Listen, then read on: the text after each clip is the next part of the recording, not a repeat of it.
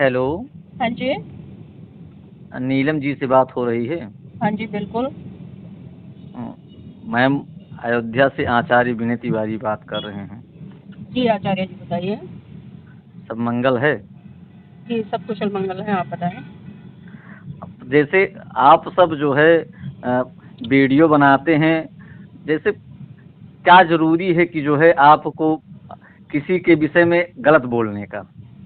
गलत कहाँ बोलते हैं आचार्य जी? अच्छा, जैसे आपने एक प्रश्न किया, हम इसीलिए हमने, वैसे हम किसी के पास कॉल करते नहीं हैं, लेकिन हमने वीडियो आपका देखा तो हमें आपत्ति नहीं है। जी। आप कोई चीज बनाइए तो उसको सकारात्मक दिशा को लेकर के बनाइए। जी। जैसे हर व्यक्ति किसी न किसी को मानता है। जी। कोई कोई राम को मानता होगा, कोई कृष्ण को मानता होगा, कोई बुद्ध को मानता होगा, कोई अल्लाह को मानता होगा। सबके अपने अपने विचार हैं, बिल्कुल। है ना। और अगर हम किसी के विषय में बोलते हैं, किसी की निंदा करते हैं, तो कहते हैं कि एक उंगली अगर आपकी तरफ हम करेंगे तो 3 उंगलियां हमारी तरफ उठेंगी। स्वाभाविक सी बात है, अगर हम बेवजह किसी की निंदा कर रहे हैं। जैसे आपने एक प्रश्न किया था वहां पर, और मैं आपका शायद मैंने शॉर्ट वीडियो में कि इंस्टाग्राम पर कहाँ पर देखा था, हमें पता नहीं है, लेकिन हमें वो उसमें ये नहीं बुरा लगा कि आपने बोला। ये नहीं बुरा लगा। बुरा हमें क्या लगा उसको सुन लीजिए। आप सबसे पहली बात तो एक स्त्री हैं, हम्म। ठीक। आपने बोला और उसका रिएक्शन इतना अभद्र आता है लोगों का ना, वो नहीं, वो देखने लायक नहीं होता है। क्या बोला था आचार्य जी, मैंने बताएंगे कृपया करके थोड़ा सा? अब आपने यही बोला था कि हमने सुना था कि राम आने वाले हैं, राम आए कि नहीं आए। तो जी। आपने तो ये बोल दिया, बोल करके आप तो निकल गई, लेकिन उस नहीं। पर रिएक्शन बहुत बहुत गलत आता है लोगों का। अभद्र, फिर उस पर रिएक्शन क्या हुआ ये बताइए मुझे। अब तमाम लोगों ने बहुत गलत गलत रिएक्शन किए हैं नहीं आपके ही। देख। अब आपकी आईडी है कि किसी और की आईडी है, सीताराम उसको तो हम नहीं जानते हैं, लेकिन ये बात, सबसे पहली बात तो आप सबको अगर विद्वान व्यक्ति हैं तो आपको लग जाना चाहिए। सबसे पहली बात तो अध्ययन, दूसरी बात पहली बात अध्ययन, दूसरी बात समाज का उत्थान कैसे हो इस पर लगना चाहिए। समाज का उत्थान किसी की निंदा निंदा करने से कभी नहीं होगा, आचार्य जी, कभी भी। आपकी बात सही है, और जिन लोगों ने कमेंट किया या गलत या अभद्र टिप्पणी की, तो हाँ, उसमें वही चीज बताइए ना। मेरा दोष कहाँ है? आप यही और जो लोग दो। वो कर रहे हैं वो अरे कौन लोग हैं? फिर वही बात आप। अच्छा, ये बताइए कि वही तो पूछ, वही अब आ गई उसी बात पर ना, कि आपको यह बोलने की आवश्यकता क्यों क्यों हुई कि राम आएंगे। नहीं, आवश्यकता। मैं तो कई दिन से सुन रही थी, बहुत सारे लोग कह रहे थे, यहाँ तक कि हमारे देश के प्रधानमंत्री कह रहे थे, बड़े बड़े बुद्धिजीवी कह रहे थे। तो मेरे मन में सवाल था, इसलिए मैंने वो सवाल किया, क्योंकि मुझे तो सुबह से लेकर शाम तक कहीं दिखाई नहीं दिए। आने का मतलब क्या होता है? अगर आप फॉर एग्जाम्पल कहीं विदेश चले गए या किसी स्टेट की जी यात्रा कर रहे हैं या कहीं अन्य धार्मिक कार्यक्रम कर रहे हैं, आप वहां जी से लौट रहे तो हमें दिखाई देंगे ना। कोई कहे कि भाई आचार्य जी आ रहे हैं और आप जी मुझे दिखाई देंगे, तो मैं मान लूंगी उसको कि हाँ भाई आचार्य जी आ गए, मैंने जांच कर ली। लेकिन जब जी। आप मुझे दिखाई नहीं दे रहे और कोई जांच पड़ताल नहीं है, फिर भी लोग कह रहे हैं कि आ गए आ गए आ गए, तो बताइए मैं कैसे मान लूँ उस चीज को? अच्छा, तो वो वहाँ पर जो है लगभग 5 फुट की जो है एक प्रतिमा भगवान की लगी, उस पर प्राण प्रतिष्ठा हुई, तो वो तो शायद आपको दिखा ही होगा। आचार्य जी, वो मूर्ति के लिए बोल रहे हो या आप राम जी के लिए बोल रहे हो? अब भाई देखिए, क्योंकि हम सब आस्थावान व्यक्ति हैं। हम पत्थरों में भी और प्रत्येक जीव में भगवान का वास देखते हैं। नहीं, आस्था भी तो कई बार आचार्य जी हमें अंधा बना देती है ना। आस्था न- हमारी तब होनी चाहिए जब हम किसी चीज के बारे में पूरी जानकारी ले ले। हम किसी बात के बारे में पूरी अच्छा, जानकारी रखते एक हैं, तथ्य के आधार एक पे एक बोलते हैं, मिनट, अगर एक मिनट। तब हमारी आस्था आ रही है तो सही बात है। लेकिन हम नहीं उस चीज नहीं। के बारे में जानते नहीं, कोई जांच पड़ताल नहीं की है, भारत दूसरे ने कहा और हमने भारत मान लिया। भारत भारत देश जो है ना, भारत देश जो है वास्तव में ये आभा का देश है। भारत का नाम भारत ऐसे नहीं पड़ा है। अच्छा भारत आचार्य जी, देश मुझे बताएंगे आस्था क्या होती है? थोड़ा सा मेरा भी ज्ञानवर्धन हो जाए। आस्था, आस्था किसी के भी प्रति, किसी के, केवल आस्था ईश्वर के प्रति ही नहीं होती है, व्यक्ति जी। के प्रति, व्यक्ति के विचारों के प्रति भी आस्था होती है। हम्म। वो हम किसी के भी प्रति अगर हम उसके विचारों को पर चलें तो वही हमारी उनकी आस्था है।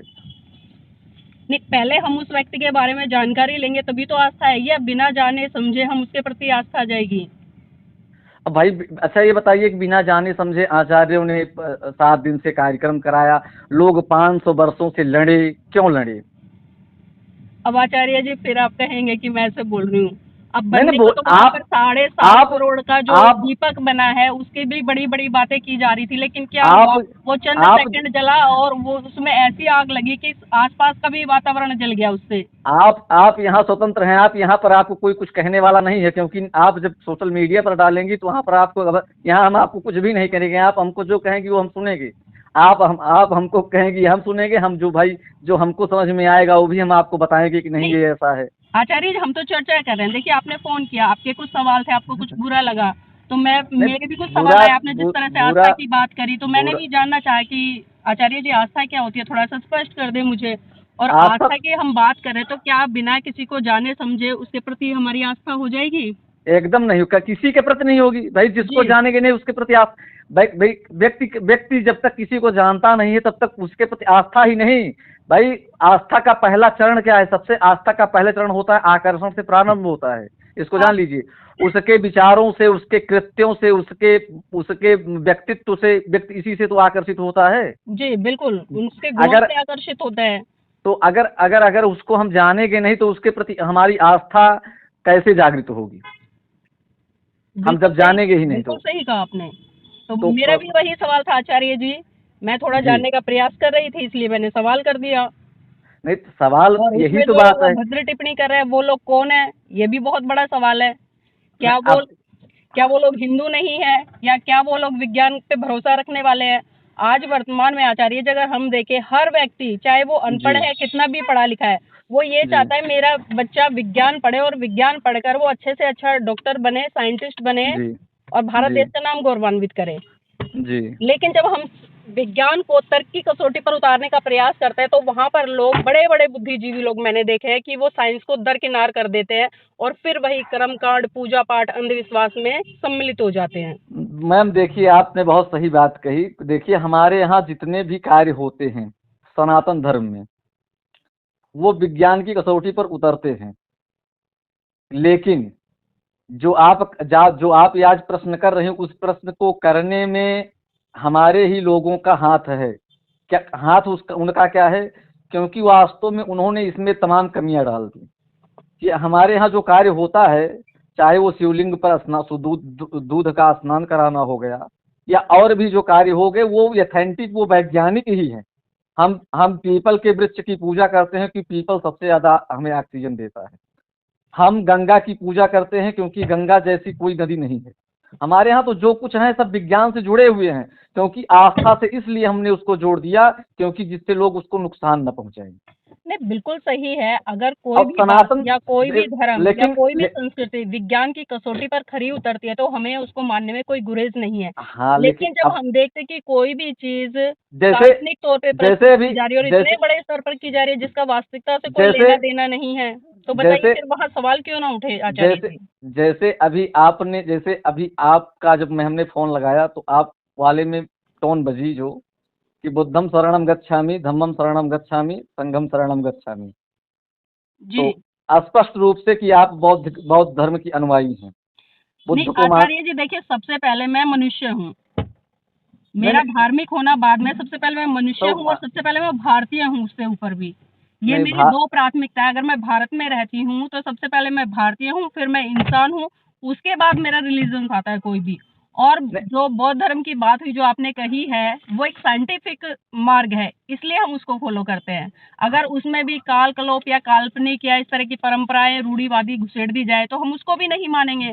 हम पहले जांच करते हैं। भगवान बुद्ध ने साफ साफ कहा है कि आप किसी भी बात को इसलिए मत मानो कि मैं कह रहा हूँ या बड़े बड़े संत कह रहे हैं या वो बड़े बड़े ग्रंथों में लिखी हुई है, बल्कि जी उस बात को आप तब मानो जब आप उसको अपने तर्क की कसौटी पर खरा उतार लो और आपको वो लगे कि आपके लिए, समाज के लिए, देश के लिए वो सही है, तभी आप उस बात को मानो। अन्यथा आपको उसको वहीं का वहीं छोड़ दो, लेकिन पहले जांच करो उसकी। नहीं नहीं आपकी बात एकदम 100% है। भगवान बुद्ध ने कहा कि जो मैं कह रहा हूँ वो भी सही मत मानिएगा। हाँ बिल्कुल कहा है उन्होंने, तो जांच के लिए कहा है ना, मैंने वही तो बात कही ना आचार्य जी। उन्होंने उसको सबसे पहले सवाल खड़ा उसको किया है। उसको भी सत्य के कसौटी पर कसिएगा। बिल्कुल बिल्कुल कौन से ग्रंथ में वही जानना चाहते हैं? बिल्कुल सही कहा है आपने, क्योंकि देखिए भगवान बुद्ध ने प्रश्न कि से नहीं नहीं, उनका धर्म ये शुरू होता है। ये बात किस ग्रंथ में कही गई है? कौन सी वाली? यही कि मेरी बात को जो है आप सत्य के कसौटी पर कसकर ही तब आप सही मानिएगा। Doctor V R. अम्बेडकर जी ने बुद्ध और उनका धम्म लिखा है, उसमें ये बात कही गई है। मैम मैम बौद्ध धर्म अम्बेडकर से प्रारंभ नहीं होता है, अति नहीं, प्राचीन है। मुझे पता है मन आचार्य जी, उनसे प्रारंभ नहीं होता है, लेकिन उनका जो तमाम साहित्य है, तमाम बुद्धिजीवी लोग रहे हैं, राहुल सांकरटान जैसे लोग रहे हैं। मैम बौद्ध धर्म कब जी। का है पता है आपको? क्या? बौद्ध धर्म कब का है ये जानकारी है आपको? आप बिल्कुल आज से 2700 बरस पूर्व का है। नहीं मैम, तब आप गलत जान रही हैं। हाँ, तो आप बता दीजिए, जानकारी मेरी पूरा कर दीजिए। बौद्ध धर्म बता रहे हैं, भगवान बुद्ध ने त्रिपिटक के एक है सरस्वत पिटक, सरस्वत निकाय, जी। उसमें भगवान बुद्ध से किसी व्यक्ति ने पूछा, भगवान बुद्ध से स्वयं किसी व्यक्ति ने पूछा कि प्रभु ये बताइए कि आप जो है इसके पहले आपका क्या जन्म हुआ था? तो त्रिपिटक जो कि सबसे अथेंटिक बुक है जो है इसकी बौद्ध धर्म की, उसमें उन्होंने कहा कि हाँ सब मेरा सब इसके पहले मैं 1,00,000 कल्प वर्ष पूर्व में एक ब्राह्मण था। और मैं आपको पेज संख्या भी बता सकता हूँ क्योंकि हमारी पीएचडी बौद्ध धर्म पर ही हो रही है। नहीं, बहुत उसमें अच्छी उन्होंने बात है, आप पीएचडी कर रहे हैं, लेकिन आचार्य जी अभी क्या हो रहा है वर्तमान युग में, बहुत सुनिए सारा जो ग्रंथ है सुनिए ना पहले उसमें छेड़छाड़ की जा रही है। और नहीं, अगर आप उस समय की बात करें तो मुझे जानकारी नहीं है इस बारे में, सुनिए मैं पहले सच बताऊं। सुनिए जी। सुनिए सुनिए भगवान बुद्ध ने उसमें कहा है, इसीलिए इसीलिए तो हम तो कहते हैं कि आप कोई भी व्यक्ति लिखी बातों को सही न माने। हाँ बिल्कुल, जांच करें पहले उसकी, कोई भी कह रहा है। जांच नहीं, जो एविडेंस आपको पुरातात्विक मिले, जो हमको आर्कियोलॉजिकल एविडेंस मिले, उसी को हम सही माने। अब बिल्कुल माने आचार्य जी, बिल्कुल सही कह रहे हैं, लेकिन आज अगर हम भारत देश का सिनेरियो उठाकर देखें तो तथ्य के आधार पर या जो ऐतिहासिक पृष्ठभूमि से जो हमें सबूत मिल रहे हैं मैम उसके आधार पर बात अगर हो रही है। अभी फॉर मैम एग्जांपल आपने अयोध्या से जहाँ से शुरू करी, क्योंकि वो सवाल मेरा वहीं से हटाइए उठा था। हटाइए जी, तो अयोध्या को यहाँ पर जितने भी प्रूफ मिले अगर हैं वो साकेत अगर बौद्ध नगरी के मिले हैं, लेकिन उसके बावजूद भी देखिए आपने सुप्रीम कोर्ट ने आस्था के नहीं आधार मैम पर निर्णय दे मैम दिया कि भाई हिंदू की मैम आस्था का मैम सवाल है, इसलिए मैम निर्णय देते हैं। लेकिन जांच वाली बात थी तो जांच वहाँ पर इतने बड़े स्तर पर नहीं हुई, और जो तथ्य मिले वो आपको पता है कि वो बौद्ध धर्म के थे सारे के सारे। बता रहे हैं, बौद्ध धर्म को भी हम बता रहे हैं। अब सुन लीजिए हमारी कि आप जो बताना चाह रहे हैं, जैसे अगर क्यों साहित्यिक स्रोतों को हटा दिया जाए ना, तो राम भी काल्पनिक हैं, कृष्ण भी काल्पनिक हैं और बुद्ध भी काल्पनिक हैं।